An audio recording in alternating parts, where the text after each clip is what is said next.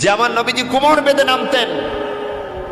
নবীজি এত বেশি গুরুত্ব দিতেন রমজানের এই শেষ 10 দিনকে, আমার নবীজি কোমর বেঁধে নামতেন। নবীজি বলছেন, মানুষ যদি জানতো এই রমজানের মধ্যে কি আছে তার জন্য, মানুষ যদি জাস্ট একটু উপলব্ধি করতে পারতো, মা ফি রমজান লাউ ইয়ালামুন নাস মা ফি রমজান, মানুষ যদি ন্যূনতম এটা ধারণা করতে পারতো, উপলব্ধি করতে পারতো এই রমজানের মধ্যে মানুষের জন্য কি আছে, কি নিয়ামত, কি খাজিনা, কি বরকত, কি প্রাচুর্যতা রব্বুল আলামিন বান্দার জন্য এই রমজানুল মুবারকের মধ্যে রেখেছেন, মানুষ যদি সেটা ন্যূনতম অনুধাবন করতে পারত, মানুষ আল্লাহর দরবারে ফরিয়াদ করত, আল্লাহ সারাটা বৎসর আমাদেরকে আপনি রমজানের মধ্যে রাখেন।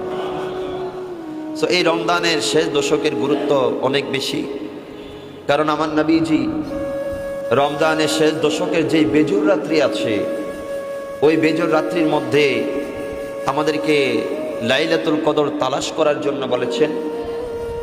এবং এই রমজানের শেষ দশকে আমার কামলিওয়ালা নবীজি যতদিন দুনিয়াতে থেকেছেন বাবা, যতদিন আমাদের থেকে পর্দা করেন নাই, ততদিন পর্যন্ত আমার কামলিওয়ালা নবীজি রমজানের শেষ 10 দিন ইতিকাফ করতেন। তাহলে রমজানের শেষ 10 দিন হচ্ছে ইতিকাফের দিন সহ। বুখারী এবং মুসলিম শরীফের মধ্যে হাদিস আসছে আমার নবী কিভাবে নেমে যেতেন ওই 10 দিনের জন্য। আজকে আমাদের মসজিদে তারাবি শেষ হয়েছে মানে খতম শেষ হয়েছে, তারাবি শেষ হয় নাই। তারাবি তো বাবা আমরা একদম 29তম রমজান পর্যন্ত আমরা পড়ব ইনশাআল্লাহ, সকলে বলেন ইনশাআল্লাহ।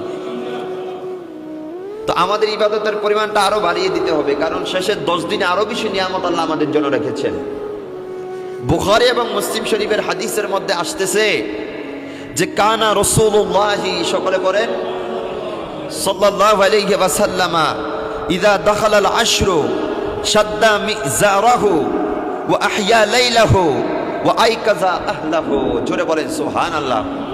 মা আয়েশা সিদ্দিকা রাদিয়াল্লাহু তাআলা আনহা বলছেন, কানা রাসূলুল্লাহি সাল্লাল্লাহু আলাইহি ওয়াসাল্লামা, নিশ্চয় আল্লাহর প্যারা নবীজি রাসূল আরবি সাল্লাল্লাহু আলাইহি ওয়াসাল্লামা, ইযা দাখালাল আশরু, যখন আমার নবীজির কাছে রমজানের শেষ দশক প্রবেশ করত, শাদ্দা মিজারাহু, আমার রাসূল কোমর বেঁধে নিতেন।